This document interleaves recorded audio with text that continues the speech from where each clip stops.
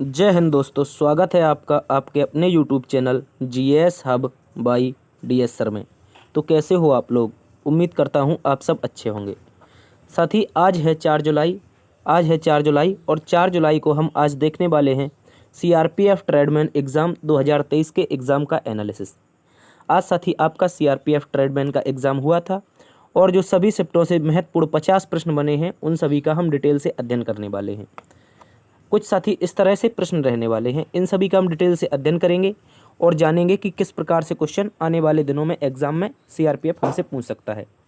तो आप सभी से निवेदन है, आप लोग जुड़े रहेंगे और देखते रहेंगे GS hub by DS sir. ठीक है, तो चलते हैं आज के पहले प्रश्न की तरफ। आप सभी का स्वागत है। ठीक है, आज का मोटिवेशन कोट जो आपको ऊर्जावान बनाएगा और मंजिल के प्रति जागरूक रखेगा। कह रहा है साथी, थोड़ा डूबूंगा मगर फिर से तैराऊंगा। क्या कह रहा है? कह रहा है थोड़ा डूबूंगा मगर फिर से तैराऊंगा, ए जिंदगी दे तू देख मैं फिर से जीत जाऊंगा।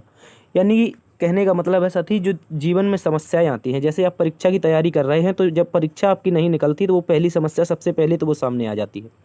तो वही कह रहा है, थोड़ा डूबूंगा मगर फिर तैराऊंगा। परीक्षा एक बार दी है तो हम फेल हो गई, कोई बात नहीं, मगर फिर से हम तैयारी में जुटेंगे। ए जिंदगी यानी कि ए परीक्षा तू देख ले मैं तुझसे एक बार फिर से जीत जाऊंगा। हम निरंतर प्रयास और प्रयत्न करते रहेंगे जिससे हम आगे चलकर एक एग्ज़ाम को क्रैश कर देंगे। ठीक है, तो एक एग्ज़ाम आपके लिए कोई बड़ी बात नहीं है। यदि ज़िंदगी की आप पहली रेस जीत सकते हैं तो आप, ये तो बहुत छोटी रेस है, इसको भी आप ज़रूर जीत सकते हैं। आप अपने जुनून, पागलपन और लगन के साथ लगे रहिए और देखते रहिए GS hub by DS sir. ठीक है, चलते हैं आज के पहले प्रश्न की तरफ। आज का पहला प्रश्न ये रहा आपके सामने। आज पहला प्रश्न आपसे पूछा गया था कि वर्ष 2021 में कौन सी भारतीय मूल की महिला अंतरिक्ष में गई थी। वर्ष 2021 में बात करेंगे तो ऐसी कौन सी भारतीय मूल की महिला थी जिन्हें अंतरिक्ष में जाने का मौका मिला था। तो साथी इनके बारे में याद रखना है, इनका नाम था सिरिसा बांदला। क्या नाम था?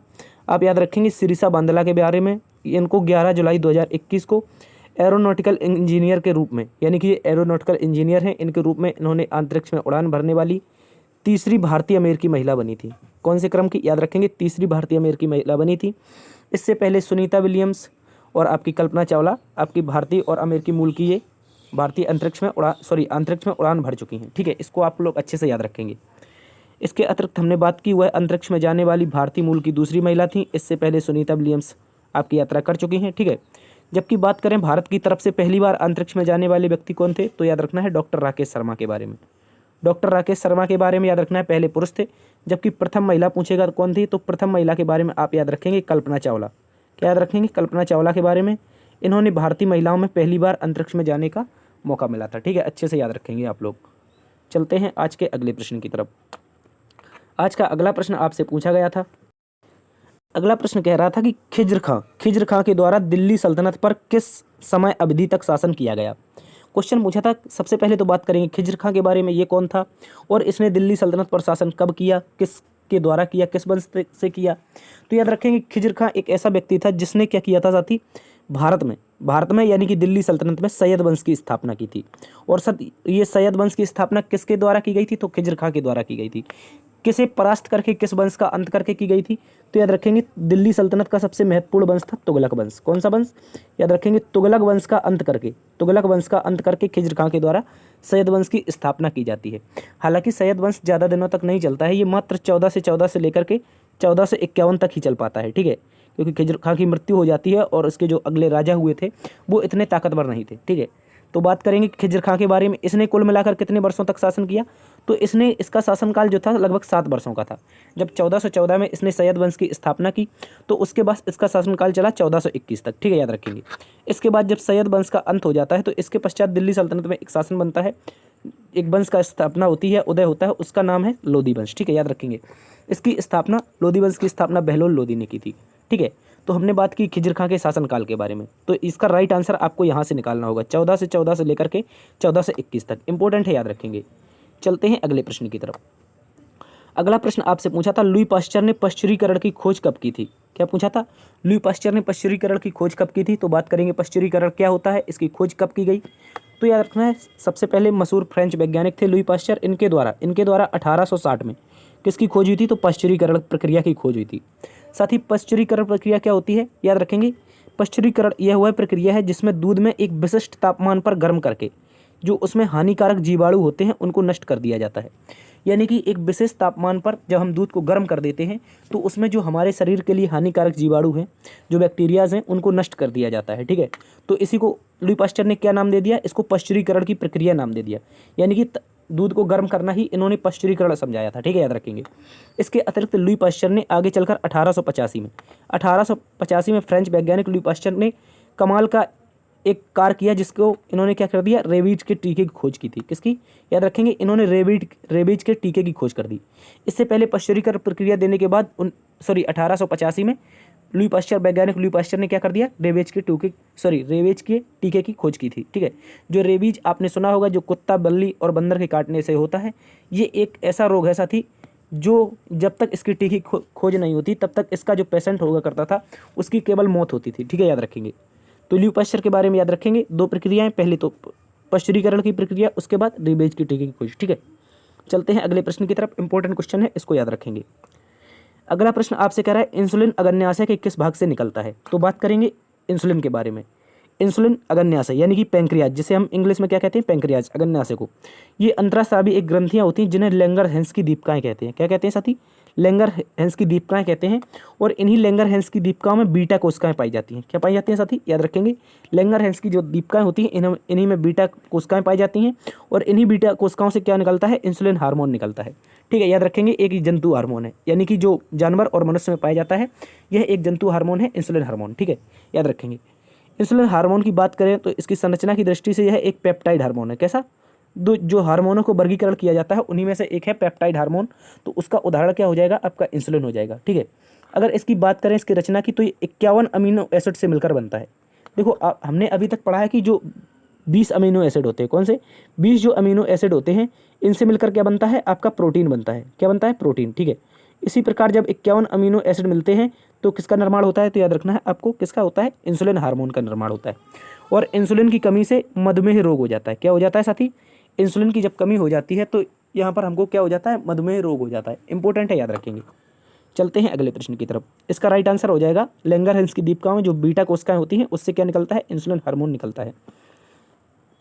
अगला प्रश्न आपसे कह रहा है कर्बी आंगलोंग का पठार किस प्रकार का पठार है। क्या पूछा था, कर्बी आंगलोंग के पठार की बात की जाए साथी, ये किस प्रकार का पठार है, क्वेश्चन पूछा है आपसे।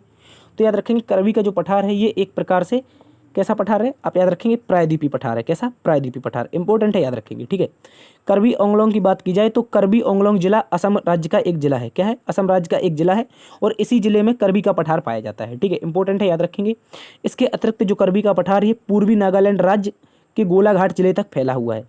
देखो, कर्बी का आपका असम का ओंगलोंग जिला, जबकि नागालैंड का गोलाघाट जिला, इन दोनों में फैला हुआ पठार कौन सा है, आपका कर्बी का पठार। ठीक है, उत्तर भारत का ये कैसा पठार है, एकमात्र पठार है जो इंपॉर्टेंट है, याद रखना है आपको। ठीक है, इसके अलावा ये प्रायद्वीपीय पठार है और ये जो पठार है ये ब्रह्मपुत्र नदी तंत्र इसी पठार में स्थित है। आपने देखा होगा जो ब्रह्मपुत्र नदी होती है वो ज़्यादातर इसका जो क्षेत्रफल है वो आपका असम है और असम में आपका कौन सा पठार पाया जाता है, कर्बी का पठार। तो आपको याद रखना है ब्रह्मपुत्र जो नदी तंत्र है वो कहाँ पर है, कर्बी के पठार में स्थित है। ठीक है, चलते हैं अगले प्रश्न की तरफ। इंपॉर्टेंट क्वेश्चन है, याद रखेंगे। अगला प्रश्न आपसे कह रहा है रजिया सुल्तान के पश्चात गुलाम वंश का सबसे प्रभावशाली शासक कौन था। क्वेश्चन पूछा है कि जब रजिया सुल्तान की मृत्यु हो गई तो उसके पश्चात गुलाम वंश में कोई प्रभावशाली शासक बना तो उसका नाम क्या था। तो बात करेंगे गुलाम वंश के बारे में। तो हमने इसके बारे में कल जिक्र किया था कि 1206 में इसकी स्थापना कुतुबुद्दीन ऐबक के द्वारा की गई थी। देखो, जब रजिया सुल्तान की साथी मृत्यु हो जाती है 1240 में, तो 1240 से लेकर के 1266 तक गुलाम वंश धीमे धीमे ढलता हुआ आगे बढ़ता है। लेकिन 1266 में 1266 में आपका शासक बन जाता है बलवन। कौन बन जाता है, गुलाम वंश का अगला शासक बन जाता है बलवन। और बलवन का जो शासनकाल है वो 1266 से लेकर के 1287 तक चला था। इंपॉर्टेंट है, याद रखेंगे। ठीक है, तो बलवन रजिया सुल्तान के बाद सबसे प्रभावशाली शासक बना था। ठीक है, और बलवन के दौरान हमने बात की थी सिजदा और पैबोस की प्रथा। कौन सी, यहाँ पर श्रद्धा नहीं होगा बल्कि सिजदा होगा। क्या होगा, सिजदा और पैबोस की जो प्रथाएं हैं इनका क्या किया, प्रचलन किया। जबकि लौह और रक्त की नीति अपनाई थी। कौन सी नीति, लौह और रक्त की नीति अपनाई थी। इसको भी याद रखना है, सिजदा और पैबोस की प्रथाएं चलाई थी। इंपॉर्टेंट है, याद रखेंगे। चलते हैं अगले प्रश्न की तरफ। अगला प्रश्न आपसे कह रहा है नागरिकता से संबंधित संविधान में कौन सा अनुच्छेद है। यानी कि क्वेश्चन क्या पूछा है, जो भारत में नागरिकता है उससे संबंधित जो प्रावधान है वो सब भारतीय संविधान में किस अनुच्छेद में। सबसे पहले बात करें भारतीय संविधान के भाग 2 के बारे में। भाग 2 में अनुच्छेद 5 से लेकर अनुच्छेद 11 तक क्या मिलता है, हमको नागरिकता का उल्लेख मिलता है। इंपॉर्टेंट क्वेश्चन है, याद रखेंगे, ठीक है। और नागरिकता ये जो प्रावधान है भारतीय संविधान में कहाँ से लिया है, तो ये ब्रिटेन के संविधान से लिया है। जो नागरिकता का भारत में प्रावधान है ये किस संविधान से लिया है, तो याद रखेंगे भारतीय संविधान में ब्रिटेन के संविधान से लिया है। जबकि भारत की नागरिकता की बात की जाए साथी, तो ये एकल नागरिकता है। कैसी है, एकल नागरिकता। इंपॉर्टेंट है, याद रखेंगे, भारत देश की एकल नागरिकता है। यदि आप किसी दूसरे देश की नागरिकता ग्रहण करते हैं तो उसके पश्चात क्या होगा साथी, आपकी नागरिकता भारत की नष्ट कर दी जाएगी, ठीक है, याद रखेंगे। तो भारत में एकल ही नागरिकता है और जो ब्रिटेन के संविधान से ली गई है अनुच्छेद 5 से 11 तक है। चलते हैं अगले प्रश्न की तरफ। अगला प्रश्न आपसे कह रहा है भारतीय राष्ट्रीय कांग्रेस की प्रथम भारतीय महिला अध्यक्ष कौन थी। देखो हमसे क्या पूछा है, प्रथम भारतीय महिला अध्यक्ष। यहाँ पर बच्चा गलती कर जाता है, ठीक है, यहाँ पर बच्चा गलती कर जाता है। आपको याद रखना है, ये जरूर देखना है भारतीय महिला पूछा है या प्रथम महिला अध्यक्ष पूछा है। तो बात करेंगे प्रथम भारतीय महिला अध्यक्ष के बारे में। तो ये थी भारतीय राष्ट्रीय कांग्रेस की प्रथम भारतीय महिला अध्यक्ष श्रीमती सरोजिनी नायडू। कौन थी, याद रखना है आपको, श्रीमती सरोजिनी नायडू भारतीय राष्ट्रीय कांग्रेस की प्रथम भारतीय महिला अध्यक्ष थी। इंपॉर्टेंट है, याद रखेंगे। ये कब चुनी गई थी, तो याद रखना है वर्ष 1925 में। वर्ष 1925 में कांग्रेस का कानपुर में अधिवेशन चल रहा था। कहाँ पर, कांग्रेस का जो कानपुर अधिवेशन था, इस दौरान 1925 में श्रीमती सरोजिनी नायडू को भारतीय राष्ट्रीय कांग्रेस की द्वितीय महिला अध्यक्ष जबकि प्रथम भारतीय महिला अध्यक्ष नियुक्त किया गया था, ठीक है, याद रखेंगे। इससे पहले क्या कांग्रेस की कोई महिला अध्यक्ष रही थी, आपको याद रखना है 1917 में कोलकाता में हुए अधिवेशन के दौरान श्रीमती एनी बेसेंट को कांग्रेस की प्रथम महिला अध्यक्ष चुना गया था। ये भी आप लोगों को अच्छे से याद रखना है। कांग्रेस की प्रथम महिला अध्यक्ष श्रीमती एनी बेसेंट थी जबकि प्रथम भारतीय महिला अध्यक्ष कौन थी, आपकी श्रीमती सरोजिनी नायडू थी। चलते हैं अगले प्रश्न की तरफ।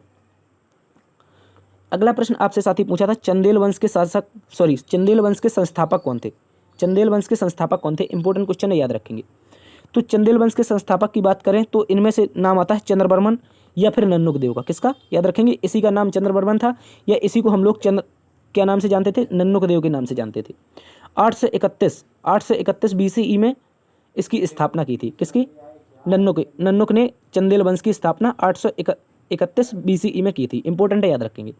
इसके अतिरिक्त महोबा को इन्होंने क्या बनाया था, अपनी राजधानी बनाई थी। जो नन्नुक देव थे इन्होंने अपनी राजधानी कहाँ बनाई थी, तो महोबा बनाई थी। इंपॉर्टेंट है, याद रखेंगे। इससे पहले जो राजधानी थी चंदेल वंश की वो आपकी चंदेरी हुआ करती थी। ये साथी वही चंदेरी है जहाँ पर चंदेरी का युद्ध हुआ था बाबर और मेदिनी राय के मध्य, ठीक है। चंदेरी से जो राजधानी स्थापित की है महोबा किसने की थी, तो याद रखेंगे चंद्रवर्मन या नन्नुक देव के द्वारा की गई थी, ठीक है। और ये जो महोबा है ये आपका उत्तर प्रदेश का लगभग दक्षिण पश्चिमी हिस्सा है, ठीक है। ये मध्य प्रदेश से सीमा बनाता है। और याद रखना है आपको, जो ये आपका खजुराहो राजवंश था, चंदेल राजवंश था, इसके द्वारा खजुराहो के प्रसिद्ध मंदिरों का निर्माण करवाया गया था। क्या करवाया गया था साथी, याद रखना है, खजुराहो के जो प्रसिद्ध मंदिर बने हैं ये किसने बनाए हैं, चंदेल वंश के शासकों के द्वारा बनवाए गए हैं, ठीक है। और चंदेल वंश का सबसे प्रभावशाली शासक की बात की जाए तो उसका नाम था साथी, याद रखने, विद्याधर। क्या नाम था, विद्याधर इसका नाम था, जो चंदेल वंश का सबसे प्रभावशाली शासक था, यानी कह सकते हैं सबसे शक्तिशाली शासक था। इसने साथी महमूद गजनवी को आक्रमण करने से रोका था, ठीक है, याद रखेंगे।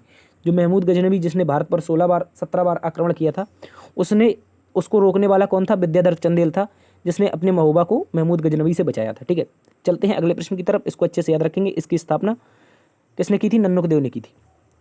अगला प्रश्न आपसे कह रहा है भारत के कितने प्रतिशत भूभाग पठारी क्षेत्र के अंतर्गत आता है। भारत का कितने प्रतिशत भूभाग की बात की जाए जो पठारी क्षेत्र के अंतर्गत आता है। सबसे पहले बात करेंगे भारत के क्षेत्रफल की, तो इसका जो 43% हिस्सा है, जो भारतीय क्षेत्रफल है, इसका जो 43% हिस्सा है ये आपका मैदानी भाग में आता है, जबकि 29 आपका पर्वतीय है, जबकि 28% पठारी भाग है। इंपॉर्टेंट है, याद रखेंगे। देखो 29% जो भाग है ये भारत में पर्वत पाए जाते हैं, ठीक है। इसके अतिरिक्त आपका 28% भाग कैसा है, पठार के रूप में पाया जाता है, जबकि मैदानी भाग कितना है, आपका 43% है। इंपॉर्टेंट है, याद रखेंगे। और ये जो भौगोलिक स्थिति है ये भारत को एक महान देश बनाने के लिए काफ़ी है, ठीक है, याद रखेंगे। बात की जाए भारत के भौगोलिक स्थिति के अनुसार, इसके उत्तर में क्या है, हिमालय पर्वत श्रृंखला है, ठीक है। अभी हमने बात की, यहाँ पर 29% भाग किस में आता है, आपका पर्वत में आता है, ठीक है। जबकि पूर्व में क्या है, बंगाल की खाड़ी है, पश्चिम में अरब सागर और दक्षिण में हिंद महासागर स्थित है, ठीक है। बात करेंगे इसके अलावा, बात करेंगे भारत की लगभग जो 58% आबादी है वो किसके लिए कार्य करती है, वो कृषि आजीविका पर निर्भर है, यानी कि कृषि कार्य करती है 58% आबादी। इंपॉर्टेंट है, ये भी याद रखना है आपको। तो हमने देखा इसका राइट आंसर क्या हो जाएगा, 28% क्या है, आपका पठारी भाग है। चलते हैं अगले प्रश्न की तरफ। अगला प्रश्न आपसे कह रहा है पूर्वी चालुक्य वंश की स्थापना किसके द्वारा की गई थी। ठीक है, बात करेंगे पूर्वी चालुक्य वंश के बारे में। तो चालुक्य वंश को यदि हम देखें तो दो भागों में देख सकते हैं। सबसे पहले तो एक आपके वातापी के चालुक्य होते हैं, कौन से, वातापी के चालुक्य, जबकि दूसरे होते हैं कल्याणी के चालुक्य। किसके, कल्याणी के चालुक्य। ये दो वंश थे। देखो इनमें से जो पूर्वी थे वो आपके कल्याणी के चालुक्य थे। ठीक, इंपॉर्टेंट है, याद रखेंगे। जो कल्याणी के चालुक्य थे वो आपके पूर्वी थे। इसके अलावा आगे चलकर ये भी दो भागों में बट गए और ये भी दो भागों में बट गए, लेकिन हमसे पूछा क्या है, पूर्वी यानी कि कल्याणी के चालुक्यों के बारे में। तो पूर्वी चालुक्य वंश की स्थापना की बात की जाए तो पुलकेशन प्रथम ने की थी। किसने की थी साथी, पुलकेशन प्रथम के द्वारा कल्याणी के चालुक्य वंश या बात आपके पूर्वी चालुक्य वंश की स्थापना की गई थी। जबकि बात करेंगे वातापी के चालुक्य वंश की स्थापना, इसकी स्थापना साथी की थी तैलपद्वितीय ने। किसने, याद रखना है आपको, तैलपद्वितीय, इंपॉर्टेंट है, याद रखेंगे। किसने की थी, तैलपद्वितीय के द्वारा वातापी के चालुक्य वंश की स्थापना की गई थी। तो आप आज से आप लोग याद रखेंगे जो चालुक्य वंश है ये दो प्रकार के थे। इनमें से कल्याणी के चालुक्य वंश थे जिनमें पुलकेशन प्रथम था, जबकि जो वातापी के चालुक्य वंश थे उनकी स्थापना तैलपद्वितीय ने की थी। ठीक है, इंपॉर्टेंट है, याद रखेंगे। तो इसका राइट आंसर क्या हो जाएगा, पुलकेशन द्वितीय राइट आंसर हो जाएगा। चलते हैं अगले प्रश्न की तरफ।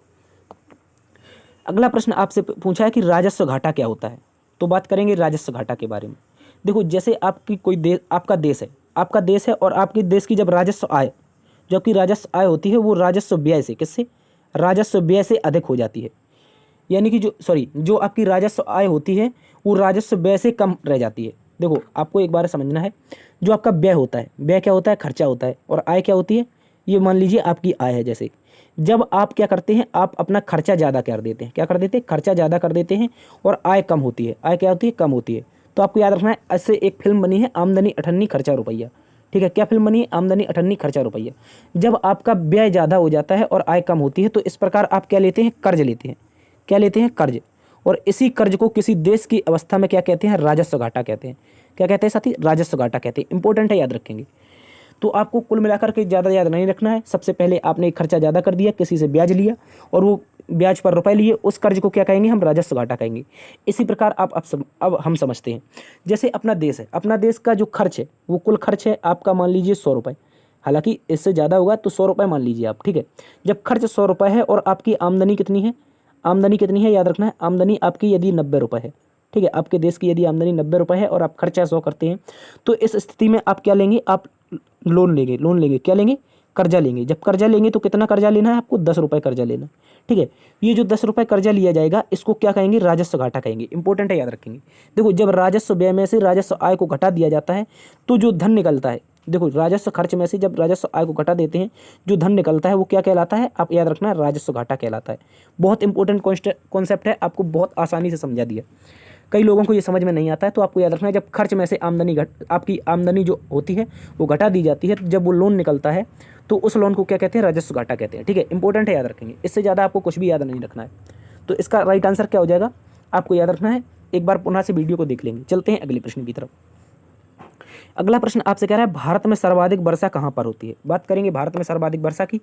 तो आपकी सर्वाधिक वर्षा वाला स्थान है आपका मौसिनराम, जो कि चेरापूंजी मेघालय में पड़ता है। कहाँ पर, चेरापूंजी मेघालय में पड़ता है, और ये खासी पहाड़ी पर स्थित है। कौन सी पहाड़ी, खासी पहाड़ी पर स्थित है। ये भी याद रखना है आपको, मौसिनराम। यहाँ पर जो साल के 12 महीने होते हैं, लगभग 12 महीने पर क्या होती है, यहाँ पर बारिश होती रहती है। ठीक है, 12 माह यहाँ पर क्या होती रहती है, बारिश होती रहती है। तो इसका राइट आंसर हो जाएगा मौसिनराम। चलते हैं अगले प्रश्न की तरफ। अगला प्रश्न कह रहा है स्तूप का आकार किस प्रकार का होता है। तो बात करेंगे सबसे पहले स्तूप की उत्पत्ति के बारे में। तो ये पृथ्वी के एक साधारण अर्धवृत्ताकार टीले के रूप में हुई थी। इसके बाद इसका अंड कहा गया। धीरे धीरे यह अधिक जटिल संरचना में विकसित हो गया और गोल तथा चौकोर आकार में संतुलित करता रहा।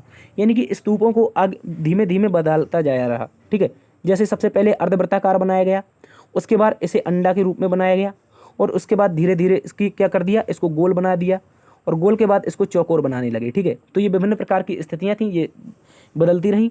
और बात करेंगे स्तूप के आकार के बारे में। तो स्तूप का आकार या तो इनमें से कोई ना कोई ऑप्शन दिया होगा, या तो अर्धवृत्ताकार क्या दिया होगा, या तो अर्धवृत्ताकार, या आपका किस तरह अंडा के आकार का, या गोला, या फिर आपका चौकोर। ठीक है, इनमें से कोई ऑप्शन दिया होगा तो स्तूप का आकार उस प्रकार से हो जाएगा। बात करेंगे अंड के ऊपर क्या होता है, हर्मिका होती है, एक बालकनी जैसी संरचना जो देवताओं के निवास का स्थान का प्रतिनिधित्व करती है। देखो हर्मिका के बारे में क्वेश्चन पूछ चुका है आपसे सीआरपीएफ। हर्मिका क्या है, यहाँ पर भगवान बुद्ध के बैठने के लिए जो बालकनी बनाई जाती है उसको क्या कहते हैं, हर्मिका कहते हैं। और ये देवताओं के निवास स्थान यानी भगवान बुद्ध के निवास स्थान को ऐसा माना जाता है। ठीक है, तो याद रखेंगे हर्मिका के बारे में आपसे पूछ चुका है और स्तूप का आकार पूछा था, तो आप इसको ऑप्शन के अनुसार लगाएंगे। ठीक है, अगला प्रश्न आपसे कह रहा है ताजमहल को वर्ल्ड हेरिटेज में कब शामिल किया गया। तो बात देखो, ये क्वेश्चन हमने आपको कल करवाया था। यदि आपने कल की क्लास देखी है तो ये क्वेश्चन आपको कल करवाया गया है। ठीक है, तो जब हमने बताया था कि ताजमहल को जब 1983 में विश्व धरोहर सूची में शामिल किया जा रहा था, इसके साथ साथ दो चीज़ें और जोड़ी गई थी, दो चीज़ें। ठीक है, याद रखेंगे उनमें कौन कौन थी, अजंता की गुफाएं थी, एलोरा की गुफाएं थी। ठीक है, याद रखेंगे। इसी के साथ साथ आगरा में स्थित जो लाल किला है, आगरा का जो लाल किला है, इसको भी शामिल किया गया था। यानी कि कुल मिलाकर के चार जो चीज़ें थी वो आपकी वर्ल्ड हेरिटेज में 1983 में पहली बार शामिल हुई थी। सर कौन कौन सी, सबसे पहले तो ताजमहल हुई थी, इसके अलावा अजंता की गुफाएं, एलोरा की गुफाएं और आगरा का किला। देखो आज ताजमहल पूछा है, कल भी ताजमहल पूछा था, हो सकता है कल अजंता की गुफाएं पूछ ले, एलोरा की गुफाएं पूछ ले या आगरा का लाल किला पूछ ले। तो आपको लगाना है 1983। क्या लगाना, 1983। बहुत इंपॉर्टेंट है साथी, आप लोग इसको अच्छे से याद रखेंगे। चलते हैं अगले प्रश्न की तरफ। अगला प्रश्न आपसे कह रहा है 11वीं अनुसूची को किस संविधान संशोधन के तहत भारतीय संविधान में जोड़ा गया। तो बात करेंगे 11वीं अनुसूची के बारे में। भारतीय संविधान में होता है साथी 73वां संविधान संशोधन अधिनियम 1992। क्या होता है साथी, 73वां संविधान संशोधन अधिनियम 1992 होता है। इसके तहत भारतीय संविधान में 11वीं अनुसूची जोड़ी जाती है। साथी 11वीं अनुसूची की बात करें, इसके अंतर्गत क्या है, तो 11वीं अनुसूची के जो अंदर है वो आपकी पंचायती राज व्यवस्था है। क्या है, पंचायती राज व्यवस्था का उल्लेख मिलता है, जिसे बलवंत राय मेहता समिति की सिफारिश पर जोड़ा गया था। ये भी क्वेश्चन आपको हम कल करवा चुके हैं। ठीक है, ये क्वेश्चन आज पुनः रिपीट हुआ है, तो आपके लिए क्लास किस तरह से इंपॉर्टेंट साबित होती है, आपको इस क्लास को जरूर देखना चाहिए, क्योंकि बार बार क्वेश्चन इस क्लास से रिपीट होते हैं। ठीक है, तो आप जरूर जुड़े रहेंगे, एक बार से दोस्तों में सेशन को शेयर करेंगे। आज का अगला प्रश्न आपसे कह रहा है सिंधु सभ्यता का वह कौन सा स्थल है जहाँ पर जुते हुए खेत के प्रमाण मिले थे। सिंधु सभ्यता का ऐसा कौन सा स्थल है जहाँ पर साथी जुते हुए खेत के प्रमाण मिले थे। इंपॉर्टेंट क्वेश्चन है, आपको याद रखना है। तो इसका राइट आंसर हो जाएगा, आपको जुते हुए खेतों के प्रमाण की बात की जाए तो सिंधु घाटी सभ्यता के दौरान राजस्थान में मिले थे। कहाँ पर, राजस्थान का एक स्थान है जिसे हम कालीबंगा के नाम से जानते हैं। कालीबंगा के नाम से जाने जाने वाला स्थान राजस्थान में जुते हुए खेत के प्रमाण मिलते हैं। इसके अतिरिक्त कालीबंगा से और क्या क्या मिलता है, तो कांच की चूड़ियाँ मिलती हैं। क्या मिलती हैं, कांच की चूड़ियों के अवशेष मिलते हैं। इसी के साथ साथ 7 अग्नि वेदियाँ पाई जाती हैं। क्या पाई जाती हैं, 7 अग्नि वेदियों के साक्ष्य मिलते हैं। तो इंपॉर्टेंट है, क्वेश्चन पूछ सकता है आपसे, कालीबंगा से कांच की चूड़ियाँ, 7 अग्नि वेदियाँ, इसके अतिरिक्त जुते हुए खेत के प्रमाण। ठीक है, आपको याद रखना है। जबकि धान के जो छिलके पूछेगा, क्या पूछेगा, जो धान के छिलके हैं वो कहाँ से मिले, क्वेश्चन पूछ सकता है। तो धान के छिलके आपको याद रखना है लोथल से मिले। कहाँ से, लोथल से। सर लोथल से क्या, इसका रीजन है क्या, हाँ इसका रीजन है, क्योंकि जब सिंधु घाटी सभ्यता के जो लोग थे वो व्यापार किया करते थे। हो सकता है व्यापार वो चावल का भी व्यापार किया करते होंगे, धान का। तो सिंधु घाटी सभ्यता का जो एकमात्र बंदरगाह था, यानी व्यापार के लिए एकमात्र बंदरगाह था, वो आपका लोथल था। इसलिए धान के छिलके कहाँ से मिले, लोथल से। इंपॉर्टेंट है, याद रखेंगे। चलते हैं अगले प्रश्न की तरफ। अगला प्रश्न आपसे पूछा रेगुर मिट्टी को किस एक अन्य नाम से जाना जाता है। तो इस क्वेश्चन को हम कई बार कर चुके हैं। इसका नाम हो जाएगा, रेगुर मिट्टी को हम किस नाम से जानते हैं, काली मिट्टी के नाम से जानते हैं। और काली मिट्टी के निर्माण की यदि बात की जाए तो ये बेसाल्ट चट्टान के कारण होता है। किसके, बेसाल्ट चट्टानों का जब अपक्षय होता है। क्या होता है, जब ये बेसाल्ट की चट्टानें टूटने लगती हैं तो इनके अपक्षय के कारण इसका निर्माण होता है। और रेगुर मिट्टी की यदि बात की जाए तो इसका सबसे अच्छा स्रोत क्या है, दक्कन का पठार है। जो दक्षिण भारत में एक पठार स्थित है, दक्कन का पठार, भारत का सबसे बड़ा पठार है, याद रखेंगे। इसके अतिरिक्त यहाँ पर कपास की खेती बहुत उपयोगी होती है। यानी कि जो काली मिट्टी है, आपने देखा होगा दक्षिण के पठार में आपका महाराष्ट्र का हिस्सा आता है, और इसी कारण महाराष्ट्र आपका कपास उत्पादन में पहले स्थान पर है। ठीक है, याद रखेंगे। तो काली मिट्टी कपास उत्पादन के लिए बहुत इंपॉर्टेंट साबित होती है। चलते हैं अगले प्रश्न की तरफ, इसको आप लोग अच्छे से याद रखेंगे। अगला प्रश्न आपसे कह रहा है निम्नलिखित में से किस राज्य में दक्षिण पश्चिमी मानसून से बहुत कम वर्षा होती है। यानी कि साथी जो आपका दक्षिण पश्चिमी मानसून उठता है, इससे ऐसा कौन सा राज्य है जहाँ पर बहुत कम वर्षा होती है। देखो बात करेंगे दक्षिण पश्चिमी मानसून की, मान लीजिए ये अपने भारत का दक्षिण पश्चिमी एरिया है। ठीक है, तो जब दक्षिण पश्चिमी मानसून उठता है कहाँ से, यहाँ से, यानी केरल और आपका कर्नाटक वाले क्षेत्र से उठता हुआ आगे जाता है। जब ये मानसून आगे चल कर के पहाड़ों से, हिमालय पर्वत की श्रृंखला है यहाँ से टकराता हुआ पूरे उत्तर भारत के मैदानों में वर्षा करता है, दक्कन के पठार में वर्षा करता है। इसी के बाद जब ये मानसून लौट आता है, जब ये मानसून यहाँ पर लौटने लगता है तो लास्ट में ये आपके तमिलनाडु में वर्षा कराता है। कहाँ पर, तमिलनाडु में। तो सबसे कम वर्षा कहाँ पर होती है, लौटते हुए मानसून से, तो तमिलनाडु में होती है। तो याद रखेंगे भारत का तमिलनाडु एकमात्र ऐसा राज्य है जहाँ पर दक्षिण पश्चिमी मानसून से बहुत कम वर्षा होती है। यानी कि मानसून पूरा बरसों के जब थोड़ा बहुत बचता है वो आपके कहाँ पर आता है, तमिलनाडु में आता है। इंपॉर्टेंट है, याद रखेंगे। ठीक है, उत्तर भारत से जब मानसून वापस लौट आता है तो इस दौरान तमिलनाडु में वर्षा कराता है, इसी कारण तमिलनाडु में सबसे कम वर्षा होती है। चलते हैं अगले प्रश्न की तरफ। अगला प्रश्न आपसे कह रहा है उत्तर भारत में 1973 में कौन सा आंदोलन चलाया गया था। तो बात करेंगे 1973 के बारे में। साथ ही इस समय क्या हुआ था, कुछ ठेकेदारों ने जंगल काटने का निर्णय ले लिया था। ठीक है, जब कुछ ठेकेदारों ने जंगल काटने का निर्णय ले लिया तो इस समय स्थान था उत्तर प्रदेश। वर्तमान में आपको देखा जाए तो ये स्थान आपका किस नाम से जाना जाता है, उत्तराखंड नाम से जाना जाता है। तत्कालीन समय में इसे किस नाम से जानते थे, उत्तर प्रदेश से जानते थे। तो वर्तमान में यदि देखा जाए तो इसका नाम क्या हो चुका है, आपका उत्तराखंड हो चुका है। तो उत्तराखंड में क्या किया साथी, चिपको आंदोलन चलाया गया। कौन सा आंदोलन, चिपको आंदोलन, याद रखेंगे, चिपको आंदोलन चलाया गया। और इस आंदोलन का नेतृत्व किसने किया था, तो सुंदरलाल बहुगुणा ने। इंपॉर्टेंट है, याद रखेंगे। जिन्हें चिपको आंदोलन का जनक कहा जाता है उनका नाम है सुंदरलाल बहुगुणा। इनके द्वारा 1973 में पेड़ों की यानी कि प्रकृति की रक्षा के लिए, किसके लिए, पर्यावरण या प्रकृति की रक्षा के लिए एक आंदोलन चलाया गया था जिसे हमने चिपको आंदोलन नाम दिया था। ठीक है, और चिपको आंदोलन की किसका उद्देश्य क्या था, प्रकृति की रक्षा करना था। और इस आंदोलन में सबसे बड़ा जो पॉइंट निकल के आया, इस आंदोलन में महिलाओं ने बहुत ज़्यादा हिस्सा लिया था। पुरुषों की अपेक्षा इसमें महिलाओं का हिस्सेदारी बहुत ज़्यादा थी। ठीक है, याद रखेंगे। तो क्वेश्चन सीधे पूछ सकता है कि किस आंदोलन में पुरुषों की अपेक्षा महिलाओं की हिस्सेदारी अधिक थी, तो वो हो जाएगा आपका चिपको आंदोलन। चलते हैं अगले प्रश्न की तरफ। अगला प्रश्न आपसे कह रहा है बैरन द्वीप निम्नलिखित में से किसका हिस्सा है। तो बैरन द्वीप की बात की जाए, भारत का एकमात्र सक्रिय ज्वालामुखी है साथी।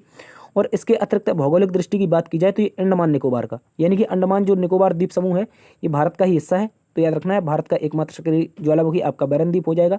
और ये किसका हिस्सा हो जाएगा, अंडमान निकोबार द्वीप समूह का। चलते हैं अगले प्रश्न की तरफ।